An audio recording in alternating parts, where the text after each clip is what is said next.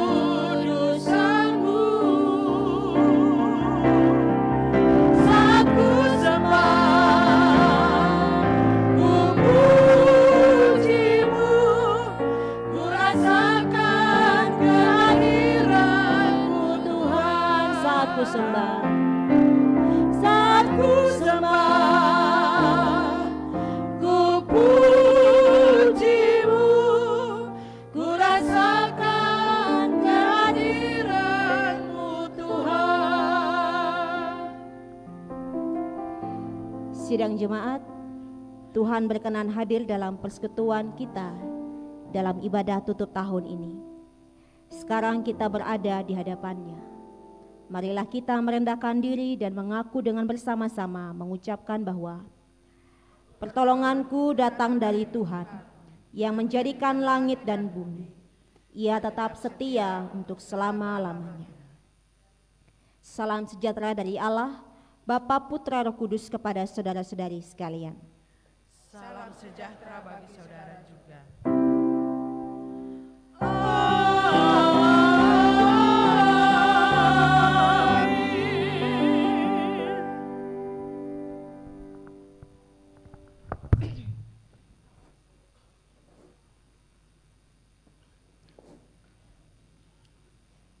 Jemaat yang dikasihi oleh Tuhan kita Yesus Kristus, Nats yang membimbing kita dalam ibadah tutup tahun pada hari ini terdapat dalam kitab Mazmur pasal 31 ayat yang ke-16a, firman Tuhan. Masa hidupku ada dalam tangan-Mu. Kita percaya sepanjang tahun 2022 ini apapun yang terjadi semuanya ada dalam tangan Tuhan dan semuanya ada dalam sepengetahuan Tuhan. Suka duka boleh terjadi dan kita percaya Tuhan selalu beserta dengan kita. Mari kita boleh memuji dan memuliakan Tuhan kita naikkan pujian Di Jalan Hidupku.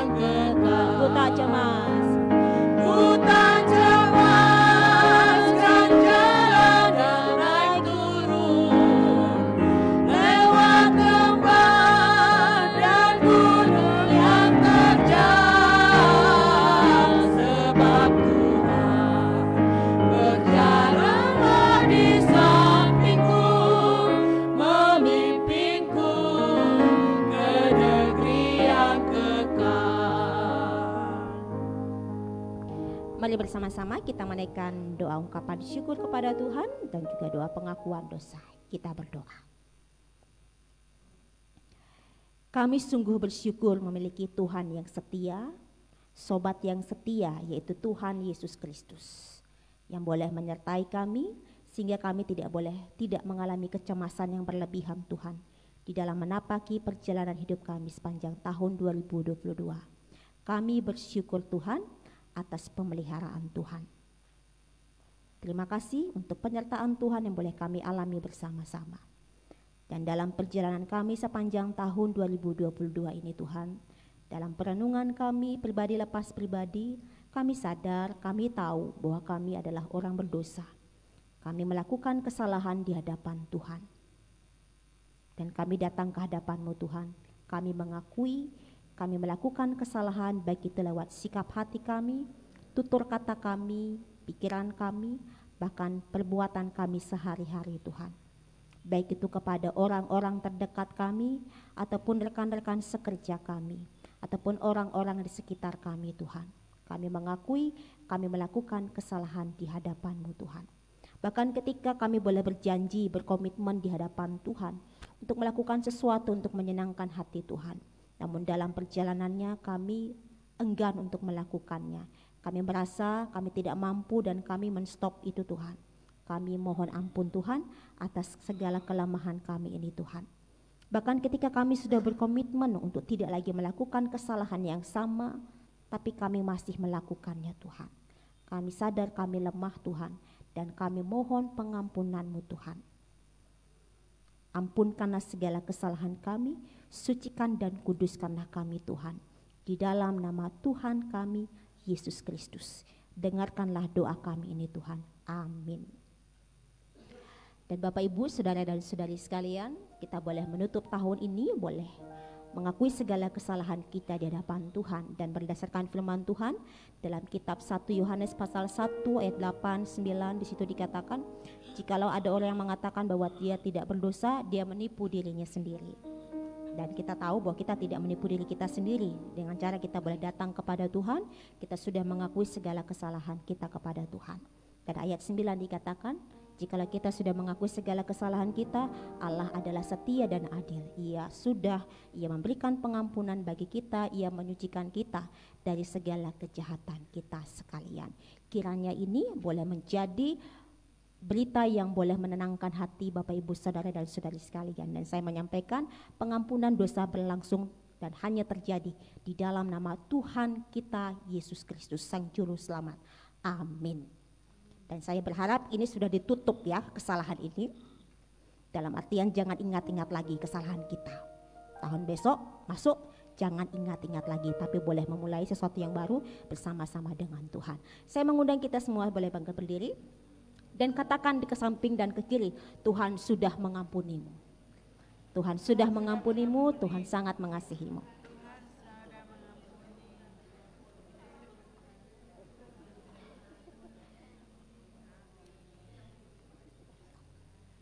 Ya, kita merespon pengampunan dosa ini, doa syukur ini dengan menaikkan pujian hidup yang penuh berbeban, dan ternyata itu semuanya ringan di Kalvari, ringan bersama-sama dengan Tuhan kita Yesus Kristus. Hidup yang penuh berbeban.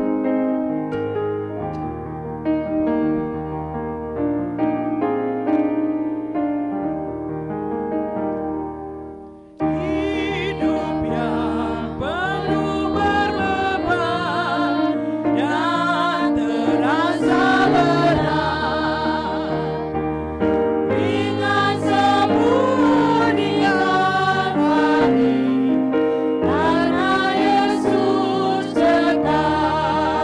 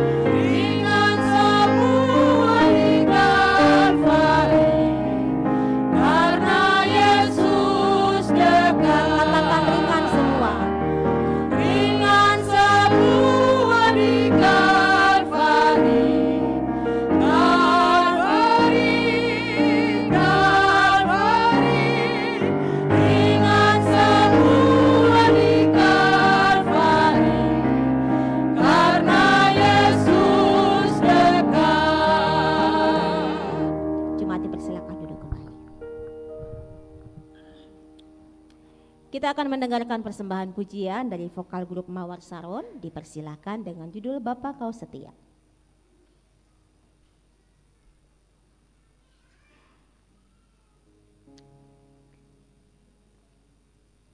Iya, orang-orang ini bukan orang-orang ini ya, perwakilan saja. Mereka adalah orang-orang yang Tuhan kirimkan untuk menolong saya, untuk mendampingi saya dalam perjuangan saya sebagai seorang pejuang kanker. Dan saya bersyukur mereka Tuhan hadirkan untuk memperhatikan saya. Ini hanya perwakilan saja karena saya tahu semua PWDK di tempat ini, dalam artian semua kaum ibu memperhatikan saya, makan, minum, dandan, dan saya semuanya mereka perhatikan. Dan ini boleh terbentuk sebagai bentuk kesaksian juga bahwa di balik sesuatu itu ada sesuatu yang indah bersama-sama dengan Tuhan. Bapa Kau Setia.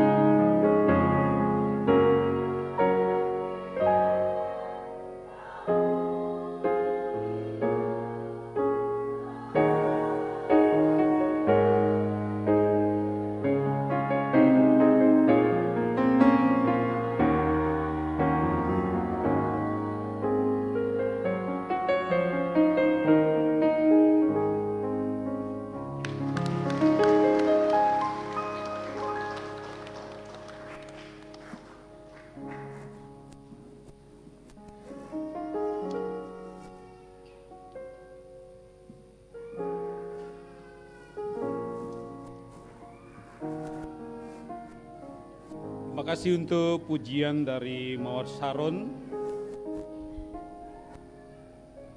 yang menyatakan Tuhan itu setia. Kesetiaan Tuhan terjadi bagi hambanya, Pendeta Paulina. Dalam khotbah tadi beliau menyatakan bahwa selama kurang lebih 2,5 tahun bergumul dengan kanker, tetapi justru di situ dia merasakan kekuatan Tuhan yang menopang dalam hidupnya sehingga tidak mengalami kekhawatiran dan kecemasan lagi. Justru dalam keadaan beliau sakit, beliau hari-hari ini bahkan dari sejak pemeriksaan terus dari rumah sakit itu menjadi berkat bagi banyak orang yang mengalami pergumulan yang sama. Baru beberapa menit lalu dia juga menguatkan warga jemaat kita yang nanti tanggal 4 Januari akan menjalani operasi kanker di Surabaya. Jadi luar biasa Tuhan pakai. Dan lebih ajaib lagi kalau dulu masa-masa kritis itu Bu Ella itu ya, Bu Ella, kemudian Bu Joyce, terus Bu Aulin, Pak Billy selalu mendampingi ke rumah sakit di masa-masa kritis itu. Kemudian hari-hari ini Tuhan mengubah penyakit itu menjadi puji-pujian. Jadi sudah 3 jemaat yang besar yang sudah dikunjungi. Jemaat Gabriel Pegending dikunjungi dengan kesaksian dan pemberitaan firman Tuhan di situ. Mawar Saron menyertai. Kemudian jemaat Kuanji itu juga jemaat besar GKPB. Mawar Saron juga hadir di situ. Dan terakhir di jemaat Kristus Kasih dan Pasar. Jadi sungguh hambanya Bu Pendeta Paulina dan vokal grup Mawar Saron telah menjadi berkat bagi GKPB dan bagi banyak orang yang mengalami pergumulan tentang kanker. Saudara, kita akan lanjutkan dengan mempersiapkan diri untuk membaca firman Tuhan dari Roma 8 ayat 31b sampai 39. Namun sebelumnya mari kita berdoa mohon pertolongan Tuhan. Ya Bapa, berfirmanlah karena kami telah merindukan firman itu sebagai kekuatan di dalam kehidupan kami. Kiranya Roh Kudus menerangi hati dan pikiran kami, sehingga ketika kami membaca firman Tuhan, kami pun mendapatkan kekuatan baru dan sukacita baru. Dalam nama Tuhan Yesus Kristus. Haleluya. Amin.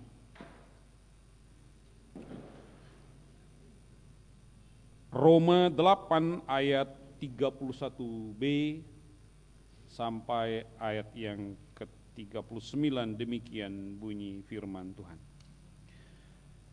Jika Allah di pihak kita, siapakah yang akan melawan kita?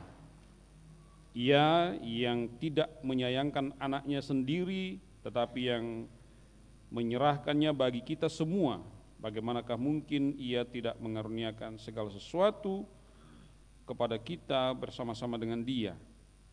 Siapakah yang akan menggugat orang-orang pilihan Allah? Allah yang membenarkan mereka. Siapakah yang akan menghukum mereka? Ayat 34. Kristus Yesus yang telah mati, bahkan lebih lagi yang telah bangkit, yang juga duduk di sebelah kanan Allah, yang malah menjadi pembela bagi kita. Siapakah yang akan memisahkan kita dari kasih Kristus? Penindasan atau kesesakan, atau penganiayaan, atau kelaparan, atau ketelanjangan, atau bahaya, atau pedang?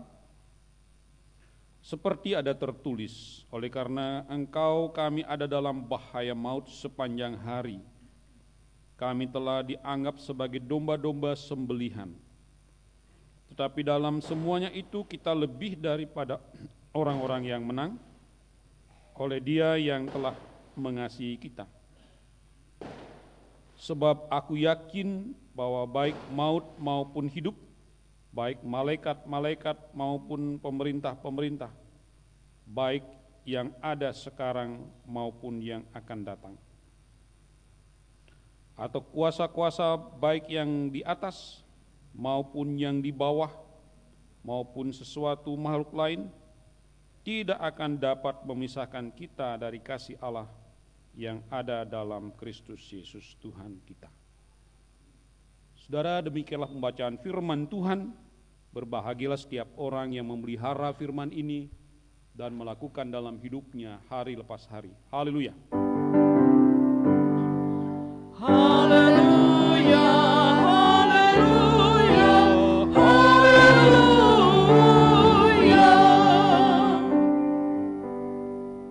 Shalom saudara. Shalom. Selamat malam. Saudara, terganggu nggak kalau kita ibadah kemudian di luar tuh jedar begitu? Nah, dapat membedakan enggak? Itu tandanya orang lagi ngapain? Lagi buang-buang duit ya? Itu kecil. Nanti kalau di TV kita lihat nanti setiap perpisahan jam di semua negara itu jutaan sampai miliaran. Kembang api dibakar atau dipertontonkan sebagai tanda perpisahan tahun, menyambut tahun baru, meninggalkan tahun 2022. Oke lah, kalau orang itu memang sudah mempersiapkannya sedemikian rupa, biarlah mereka bersukacita dan kita juga ikut bersukacita dengan itu, jangan terganggu. Saudara, dalam Roma pasal 8 ini saya ingin mengajak saudara untuk melihat beberapa ayat saja yang semuanya itu adalah pertanyaan-pertanyaan. Ada pertanyaan-pertanyaan kemudian dijawab sendiri. Selesai khotbahnya ya kalau begitu ya. Pertanyaan pertama itu begini, ada di 31. Jika Allah di pihak kita, siapakah yang akan melawan kita? Jika Allah di pihak kita, siapakah yang lawan kita? Nah, kita bisa kembangkan juga, jika Allah tidak ada di pihak kita, bagaimana kita? Nah, itu ya. Pertanyaan kedua di 33, siapakah yang akan menggugat orang-orang pilihan Allah? Saudara, ini penting. Kata menggugat itu biasanya digunakan di mana? Di pengadilan ya. Kalau kita lihat kasusnya Pak Sambo itu yang menggugat Pak Sambo siapa? Jaksa kan? Jaksa yang menggugat dia berdasarkan bukti-bukti yang sudah dilaporkan oleh polisi, dalam hal ini penyidik. Ya, polisi yang mendengarkan kesaksiannya, kemudian diajukan ke jaksa. Jaksa yang menuntut, hakim baru melihat dan memimpin persidangan, belum memutuskan.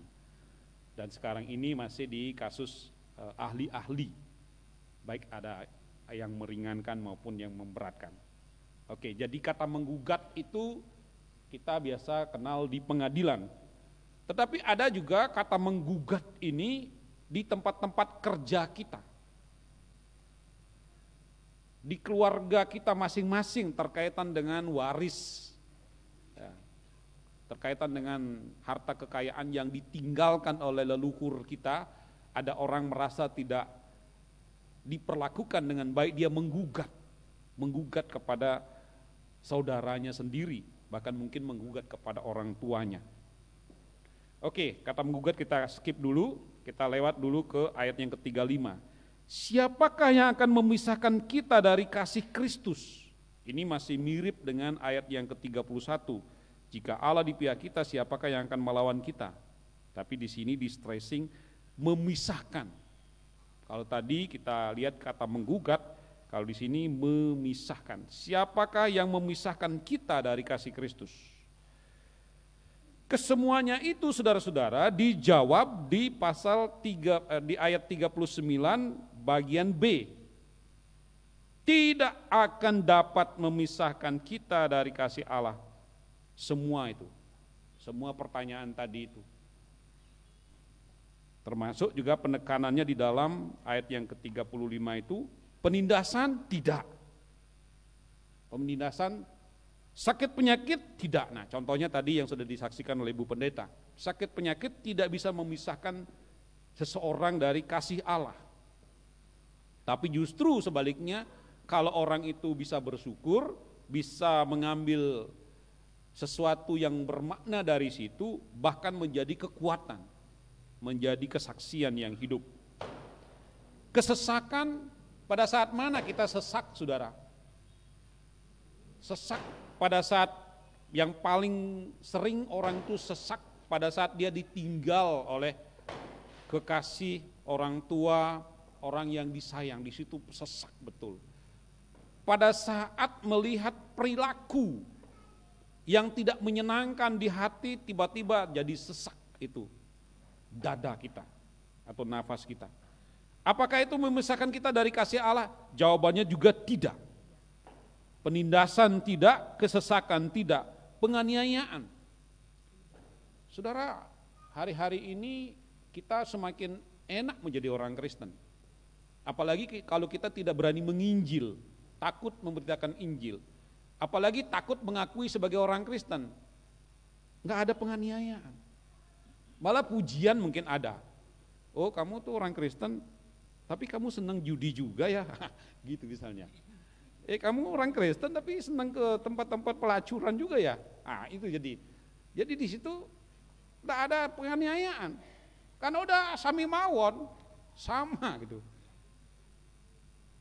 Penganiayaan itu terjadi, saudara, apabila kita melihat bagaimana kehidupan para nabi, para rasul, orang-orang percaya yang betul-betul mempertahankan imannya. Ya. Terjadi penganiayaan. Apakah itu juga memisahkan? Sama sekali juga tidak. Kelaparan. Ya.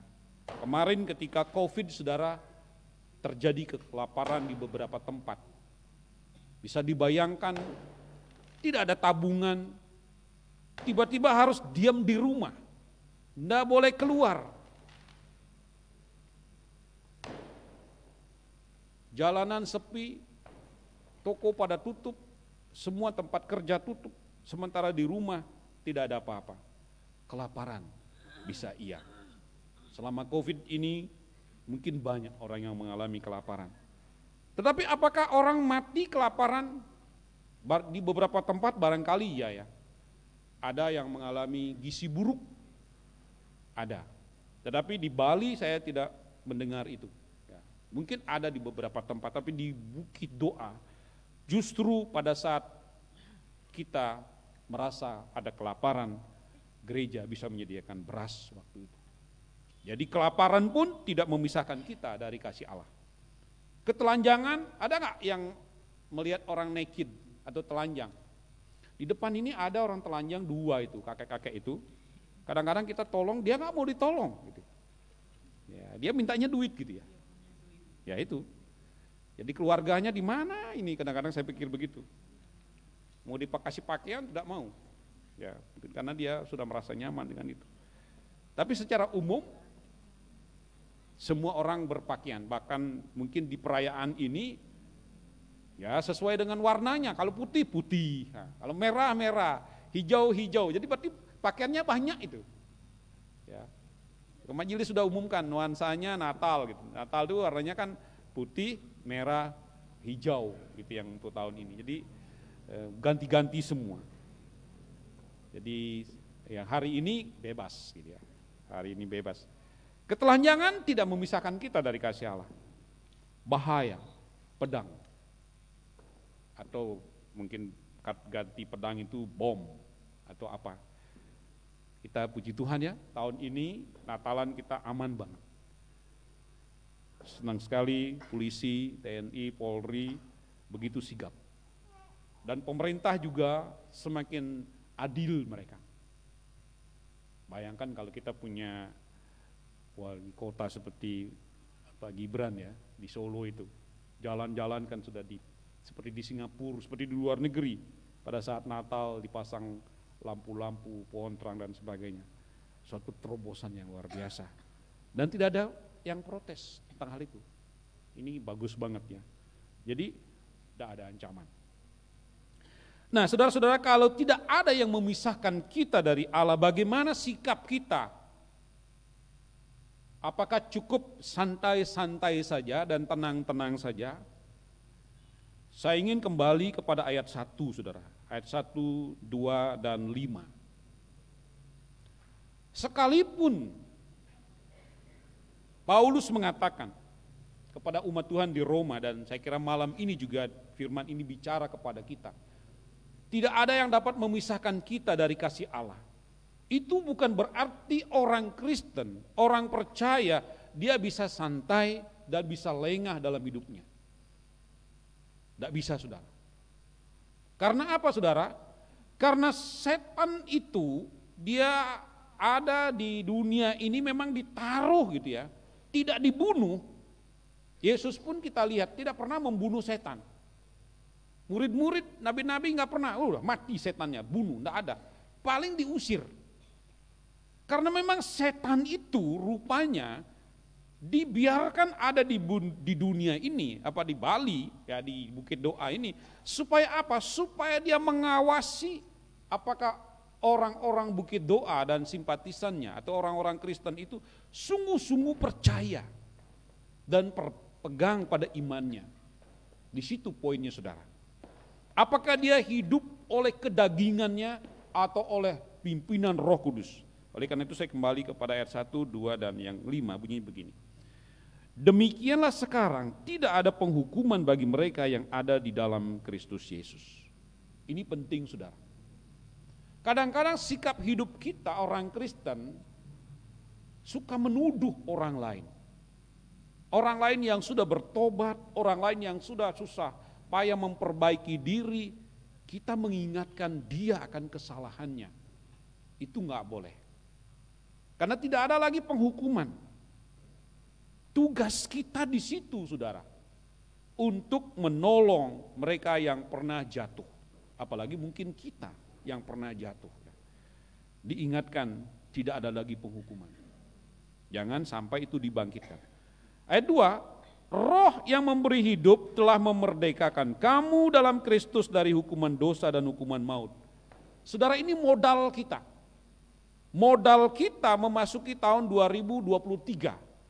Kita adalah orang-orang merdeka. Orang-orang yang terbebas dari hukuman Tuhan, terbebas dari kutuk, terbebas dari semua halangan. Ya. Poin yang pertama tadi, tidak ada yang dapat memisahkan kita dari kasih Allah atau dari Yesus. Tetapi yang berikut adalah kita adalah orang-orang merdeka. Jadi memasuki tahun 2023, jadikanlah dirimu dan diri saya. Mari kita menjadikan diri kita orang-orang yang betul-betul merdeka. Merdeka di dalam iman kita kepada Yesus. Tidak ada lagi kuasa maut, tidak ada lagi kuasa dosa, tidak ada lagi kecemasan, tidak ada lagi kekhawatiran. Saudara tahu enggak? Ada banyak orang yang memprediksi 2023 itu kalau orang tidak hati-hati itu adalah tahun yang bahaya. Sudah ada yang meramalkan akan terjadi perang dunia ketiga. Harapan mereka di situ. Dengan melihat lamanya perang Uni Soviet dan Ukraina. Nah, itu. Zelensky sudah ketemu Joe Biden di Amerika Serikat. Apa yang dibicarakan kita nggak tahu. Orang-orang yang membuat senjata, orang-orang yang merasa ekonominya kuat, orang-orang yang ingin menguasai dunia ini mengharapkan adanya perang. Supaya senjatanya bisa dijual, ekonomi jadi kacau, negara-negara lemah dipinjami uang, kemudian aset-aset penting diambil dan dikuasai oleh mereka. Sehingga akhirnya nanti kekayaan negara-negara tertentu itu akan lepas. Presiden Joko Widodo sudah melihat gejala ini. Kekayaan Indonesia yang masih ada hari ini apa, saudara? Minyak sudah habis, kayu sudah habis, yang masih ada nikel, batu bara, dan timah. dunia, yang punya di dunia ini cuman Indonesia, nikel itu timah dan nikel itu cuman Indonesia dan Australia. Eropa membutuhkan itu. Nah, Indonesia disuruh menjual bahan mentahnya ke sana dan Jokowi kekeh tidak mau. Kami akan jual, kami olah dulu di sini, mungkin setengah jadi atau barang jadi yang kami akan kirim. Itu artinya akan mahal sekali buat mereka. Sekian kali lipat, mungkin 10-12 kali lipat kalau mereka beli barang mentahnya diolah di situ. Dan disitulah kekuatan Indonesia. Indonesia akan bangkit di tengah-tengah negara yang sedang mengalami keterpurukan. Ntar lagi Presiden akan mengumumkan nanti tentang kasus COVID, apakah akan berhenti atau masih ada tetapi dalam kewaspadaan. Jadi saudara-saudara, ini sejalan dengan firman Tuhan yang mengatakan bahwa kita adalah orang-orang merdeka. Tidak perlu memikirkan perang, memikirkan inflasi, memikirkan segala macam. Tapi yang perlu kita lakukan adalah tetap dalam kondisi yang beriman tetapi dalam kehati-hatian. Dalam kehati-hatian itu begini saudara, kan 2023 ini juga adalah masa-masa kampanye. 2024 itu pemilu.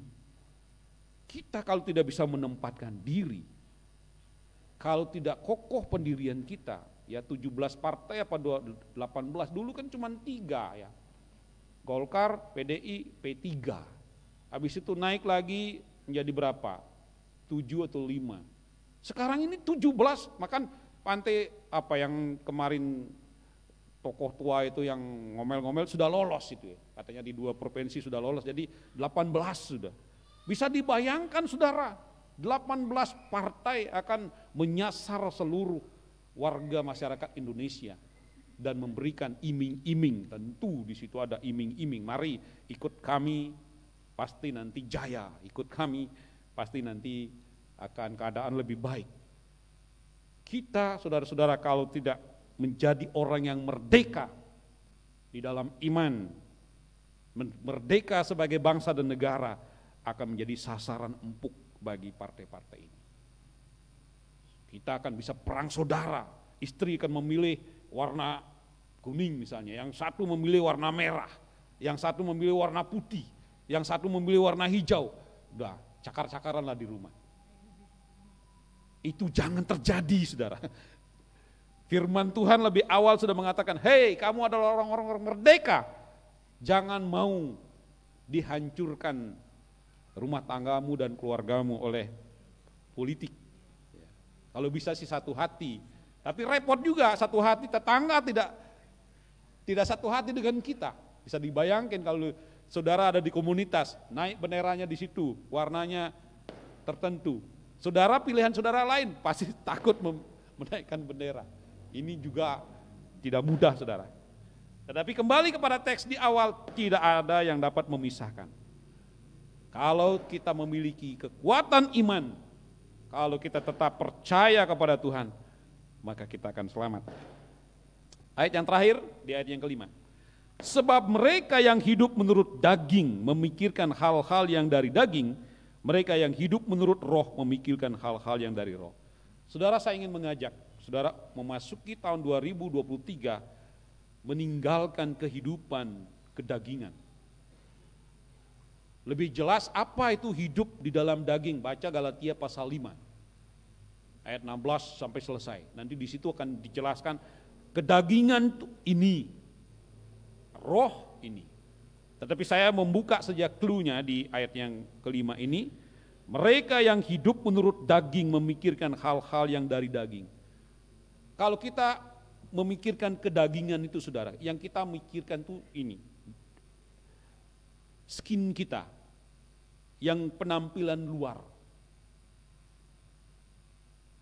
Itu yang menjadi incaran dan kejaran kita. Tetapi kalau kita menurut roh, itu ada space yang kita buka di hati kita. Kita katakan setiap saat, ya Roh Kudus, bimbinglah saya dalam jalan kebenaran-Mu, dalam jalan kebenaran Yesus. Saudara selalu katakan itu.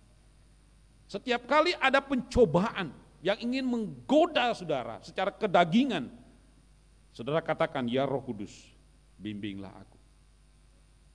Mampukan aku mengatasi ini, supaya aku tidak hidup dalam kedagingan.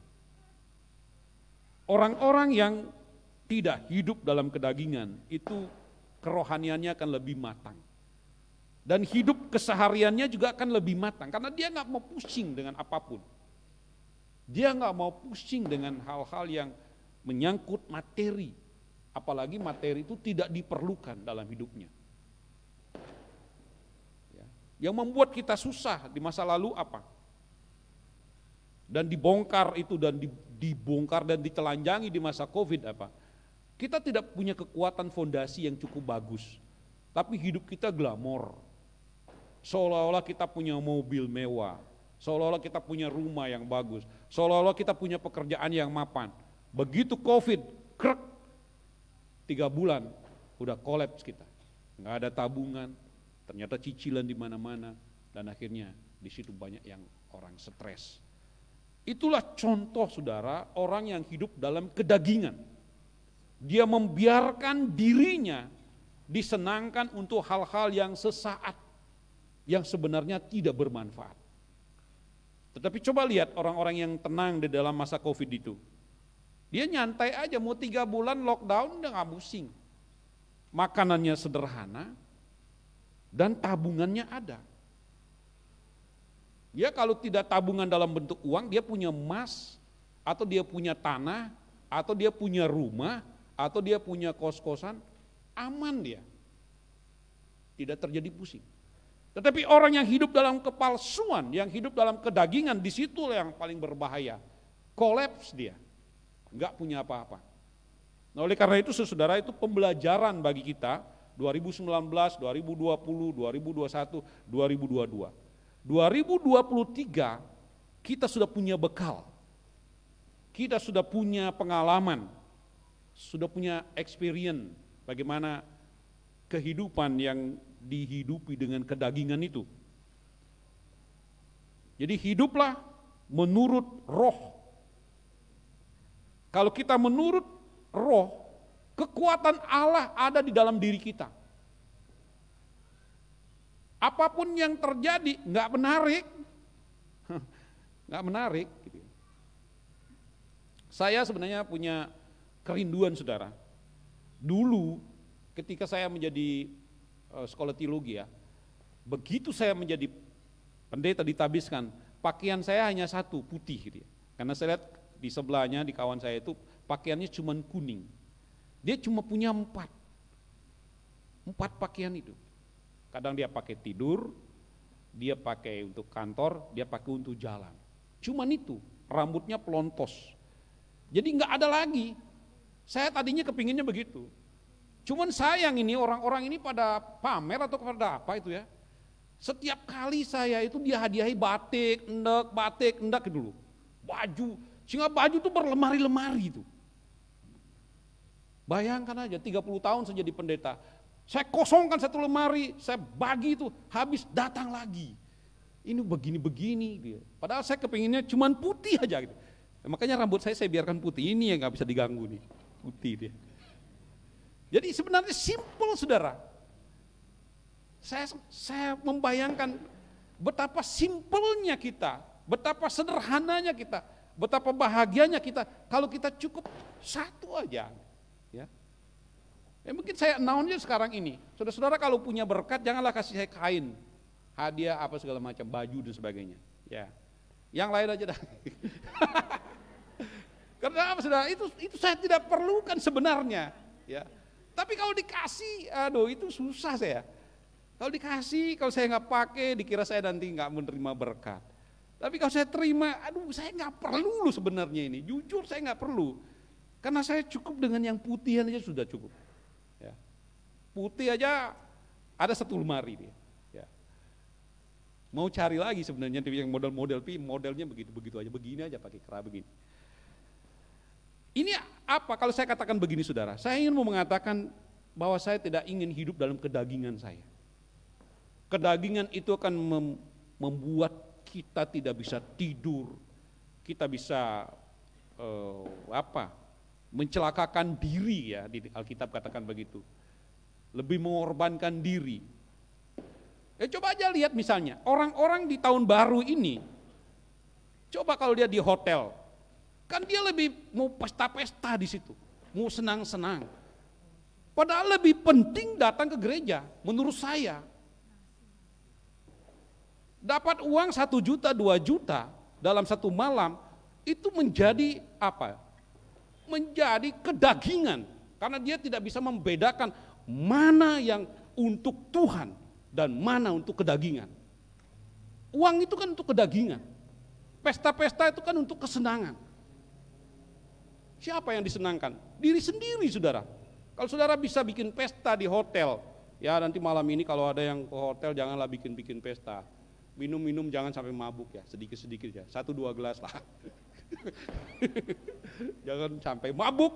Kalau saudara sampai mabuk itu kedagingan gitu ya. Jadi ini orang-orang pilihan Tuhan itu harus bisa membedakan, saudara. Saya harus ingatkan ini kepada semua umat Tuhan. Harus bisa membedakan, pilihanmu selalu akan tertantang. Kamu akan selalu diuji. Begini dia, ini kan victory. Kamu akan mengalami kemenangan atau kebangkrutan atau kesalahan. Karena setiap kali kamu di titik ini, kamu melayani Tuhan atau melayani kedaginganmu. Kalau kedaginganmu, udah pestalah kamu ke situ. Mabuklah kau di situ. Dan habis itu kau bangkrut. Karena apa? Karena itu semu, saudara. Tetapi kalau kau mendahulukan Tuhan, roh yang ada itu menguatkan kamu. Roh yang dari Tuhan itu menghibur kita. Nggak ada beras. Udah nggak usah khawatir, beras nanti ada. Nggak ada pulsa. Udah nggak usah khawatir, nanti pulsa ada. Selalu ada keyakinan seperti itu. Kita lihat janda di Sarfat dengan Elia. Terlalu banyak mujizat yang terjadi bagi orang-orang percaya. Oleh karena itu saudara, saya ingin berhenti di ayat yang kelima ini. Sebab mereka yang hidup menurut daging memikirkan hal-hal yang dari daging, mereka yang hidup menurut roh memikirkan hal-hal yang dari roh. Saya mau mengajak saudara, mari kita hidup di dalam Roh Kudus. Itulah tujuannya di bagian tadi itu. Kita diberi kesempatan tidak terpisahkan dengan kasih Allah. Tetapi belum cukup kalau tidak ada Roh Kudus yang bekerja. Kita akan lebih bermanfaat, lebih bernilai, lebih berarti kalau kita hidup di dalam Roh. Roh Kudus menolong dan memberkati saudara sekalian. Amin. Mari kita satu dulu. Bapa, terima kasih. Kami diajarkan tentang kebenaran firman, bahwa tidak ada yang dapat memisahkan kami dari kasih Allah.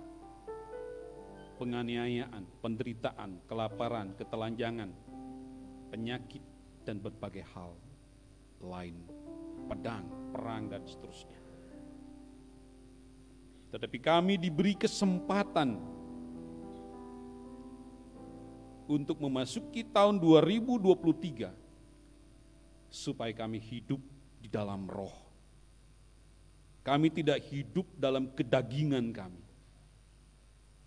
Harta duniawi yang menyilaukan kami, yang sering menyengsarakan kami dan menjebak kami. Tetapi tuntunlah kami oleh kuat kuasa-Mu, supaya pikiran, hati, dan kerja kami terfokus pada kuasa dan pimpinan Roh Kudus-Mu. Ya Tuhan, mampukan kami. Dalam nama Tuhan Yesus. Amin.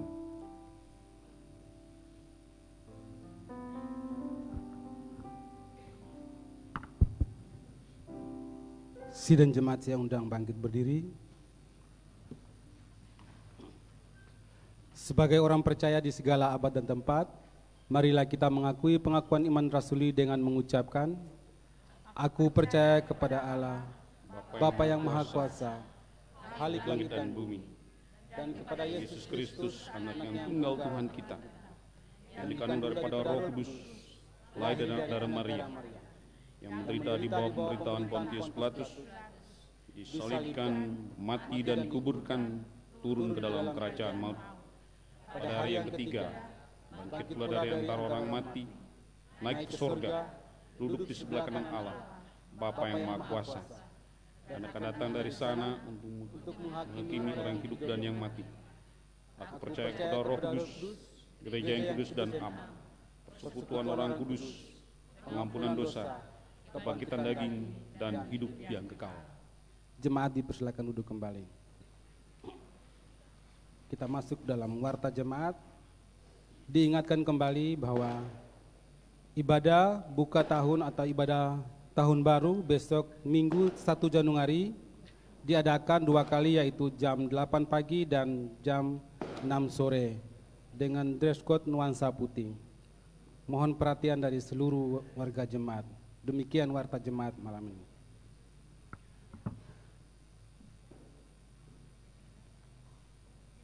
Saudara, kita akan mendengarkan persembahan pujian. Oh ya, dari Christian tadi sudah ya di ibadah pertama. Kemudian kita akan melanjutkan ibadah kita. Saya mengundang saudara bangkit berdiri. Kita angkat pujian tak satu pun.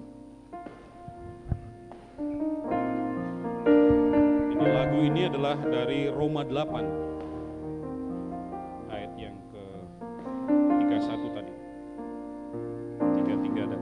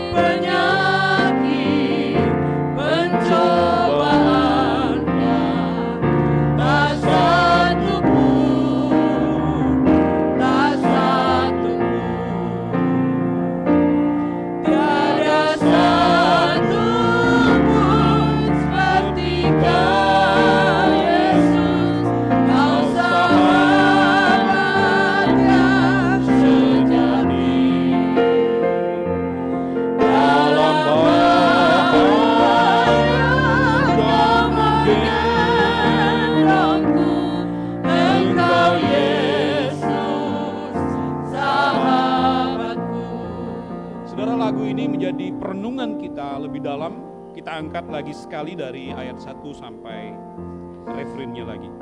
Apa yang dapat memisahkan?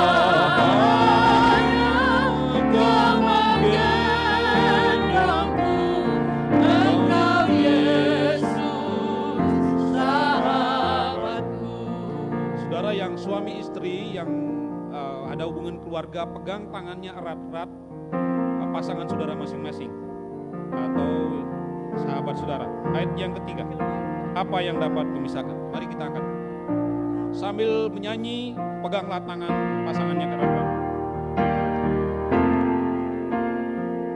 Apa yang dapat memisahkanku dari kasih-Mu Tuhan, sahabatku?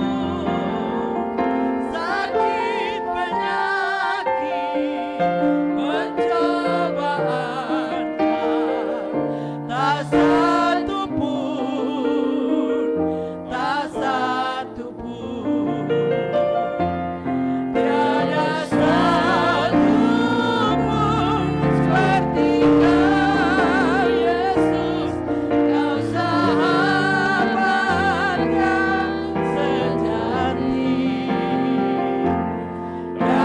Kau menggendongku, Engkau Yesus, sahabatku. Refrennya tanpa musik, pelan-pelan. 1, 2, 3. Tiada satu pun seperti Kau Yesus, Kau sahabat yang sejati. Dalam bahaya Kau menggendongku, Engkau Yesus, sahabatku. Saudara silakan.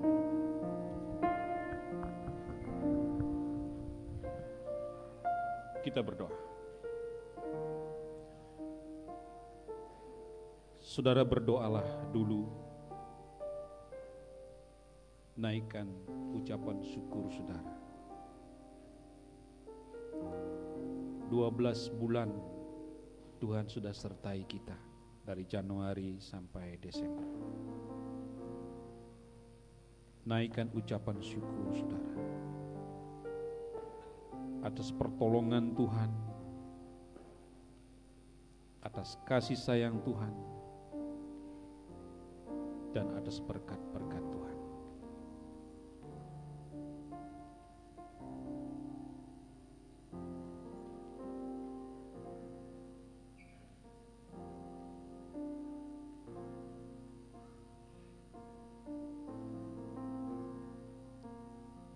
Doakan orang yang pernah saudara sakiti dan berjanjilah untuk mengasihi dan menyayangi mereka. Apakah itu orang tua saudara? Apakah itu anak-anak saudara? Apakah itu suami atau istri, tetangga saudara, teman sekerja saudara, anggota jemaat Tuhan di tempat ini. Mohon ampun saudara kepada Tuhan. Dan saudara berjanji tidak akan melakukan hal itu lagi.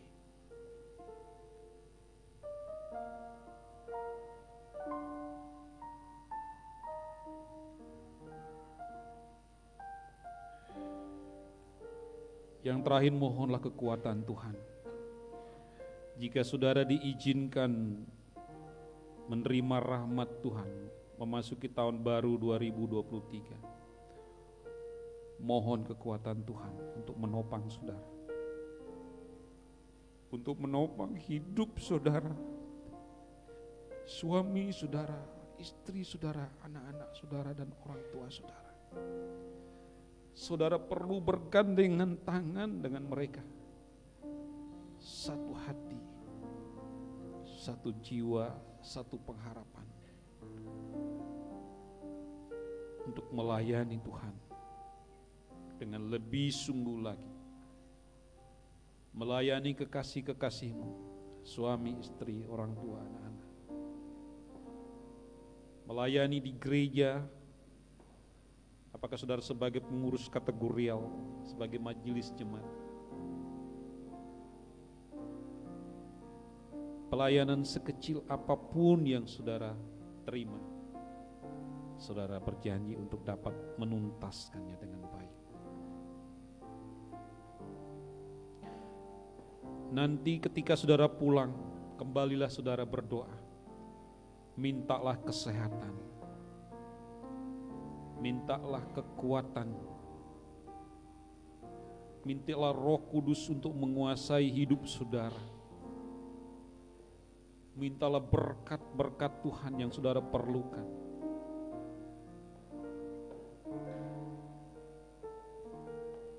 Berserulah kepada Tuhan, maka Tuhan akan menjawab saudara.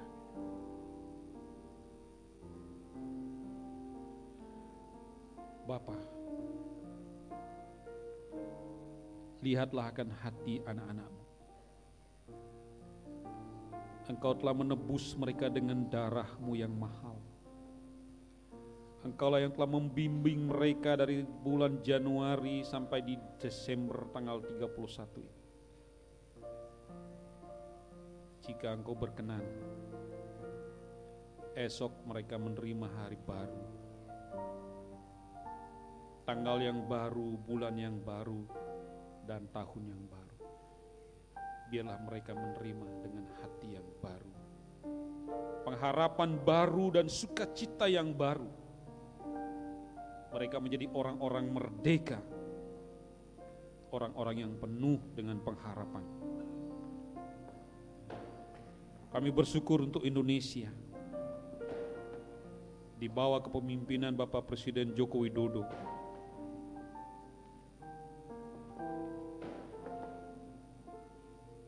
Hati dan pikirannya, perjuangan yang begitu gigih untuk Indonesia, untuk kesejahteraan dan keamanan Indonesia. Kami syukuri ya Allah, kami bangga punya presiden yang begitu baik. Para menteri, gubernur, wali kota, bupati, camat, sampai pemerintahan di tingkat bawah, lurah dan kepala desa. TNI Polri yang bahu-membahu memberantas kejahatan dan menjaga keamanan seluruh wilayah Indonesia. Berkati mereka dan keluarganya. ASN dan semua orang yang terlibat di negara ini dalam berbagai kapasitas mereka masing-masing. Sebagai hakim, sebagai jaksa, sebagai orang yang bekerja di KPK, Tuhan sertai dan berkati. Inilah doa syukur kami dan syafaat kami untuk bangsa dan negara kami. Dan saat ini kami mengingat akan umat-Mu, Ibu Eli yang membutuhkan pemulihan setelah menjalani operasi. Ibu Kadek yang akan menjalani operasi di Surabaya tanggal 4. Dan saudara-saudara kami yang lain yang mengalami kelemahan tubuh, ya Allah, kiranya Engkau menjamah mereka dan menyembuhkan mereka. Sempurnakanlah doa kami dengan doa yang Engkau ajarkan, yaitu doa Bapa kami. Mari kita menaikkan doa Bapa kami bersama-sama. Bapa kami yang di sorga, dikuduskanlah nama-Mu, datanglah kerajaan-Mu, jadilah kehendak-Mu di bumi seperti di sorga. Berikanlah kami pada hari ini makanan kami yang secukupnya, dan ampunilah kami akan kesalahan kami, seperti kami juga mengampuni orang yang bersalah kepada kami. Dan janganlah membawa kami ke dalam pencobaan, tetapi lepaskanlah kami daripada yang jahat, karena Engkau yang punya kerajaan dan kuasa dan kemuliaan sampai selama-lamanya. Amin.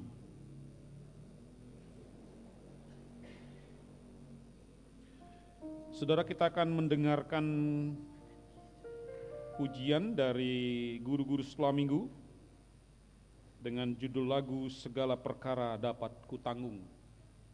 Ini dari Filipi pasal 4 ayat yang ke-13. Dipersilakan.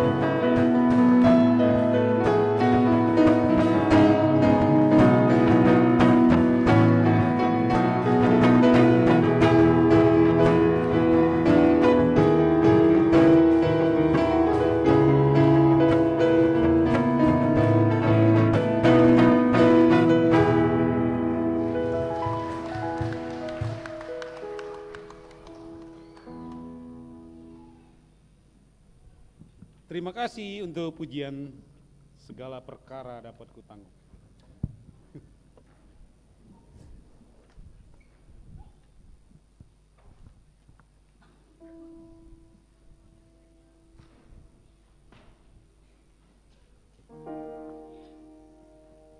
Baik, kita masuk dalam persembahan. Sebelum itu kita akan mendengarkan firman Tuhan yang terambil dalam Mazmur pasal 67 ayat 6 sampai 8 yang berbunyi, kiranya bangsa-bangsa bersyukur kepadamu ya Allah, kiranya bangsa-bangsa semuanya bersyukur kepadamu. Tanah telah memberi hasilnya Allah. Allah kita memberkati kita, Allah memberkati kita, kiranya segala ujung bumi takut akan Dia. Persembahan akan diarahkan oleh majelis. Untuk kita mengiringi bakul persembahan, kita naikkan pujian Kidung Jemaat 439 bait 1 sampai 4, bila topan keras melanda hidupmu.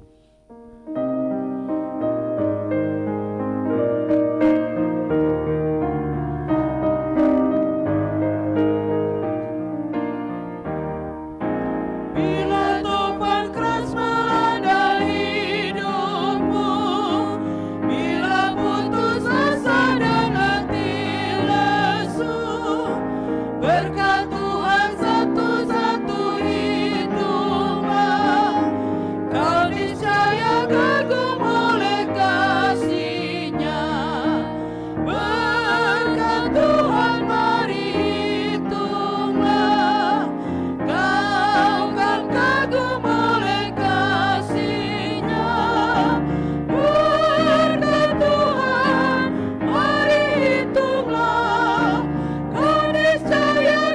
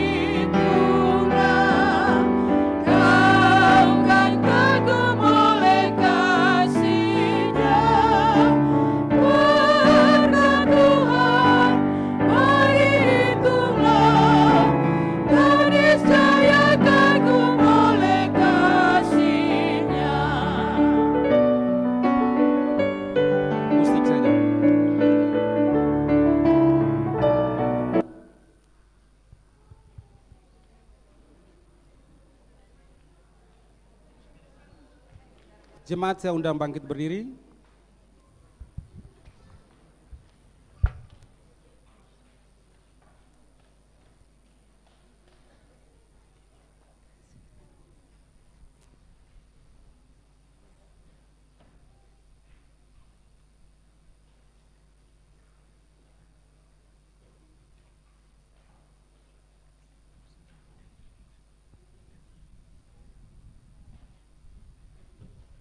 Baik, kita membawa persembahan dalam doa.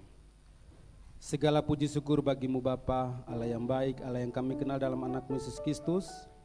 Pada malam hari ini Tuhan, kami mengucap syukur atas kasih-Mu Bapa, karena sepanjang tahun 2022, Engkau selalu senantiasa menjaga dan melindungi dalam setiap kehidupan kami Bapa. Dan sebentar lagi kami akan menyongsong tahun 2023. Tuhan, Engkau selalu menyertai kami di dalam tahun yang baru ya Bapa. Sebagai syukur kami Bapa, kami membawa persembahan.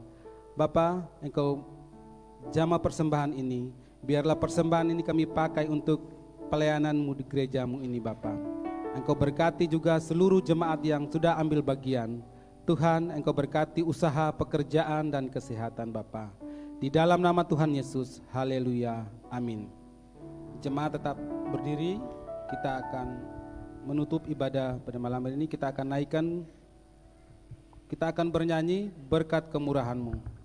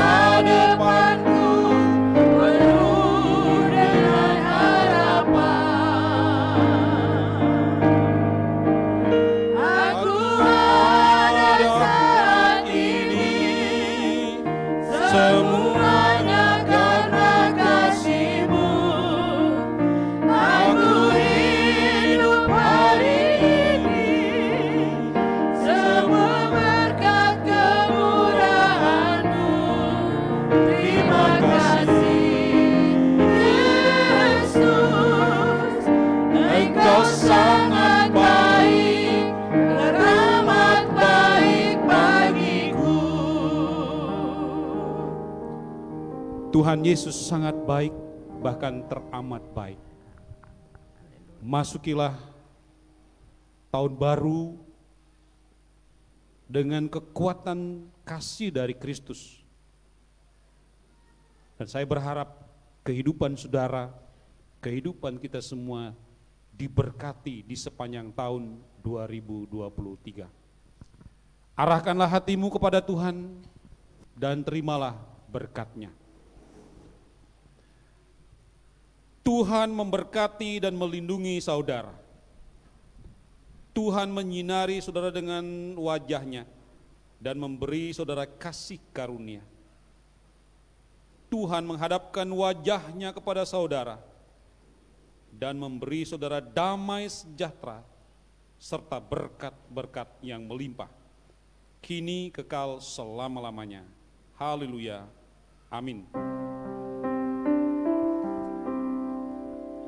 Haleluya.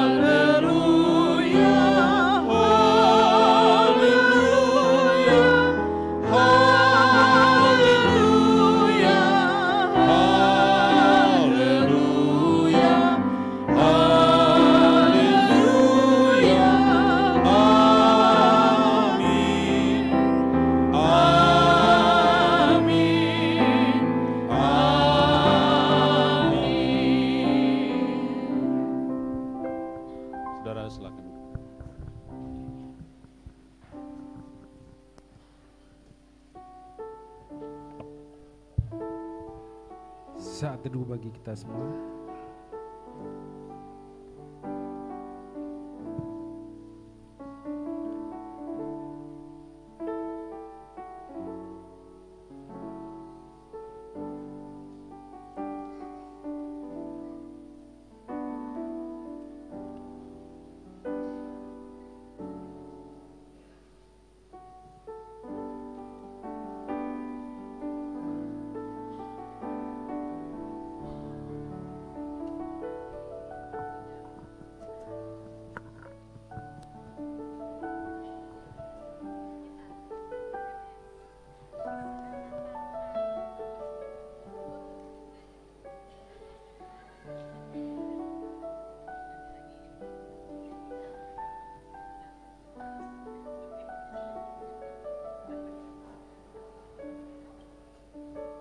Ibadah tutup tahun telah selesai.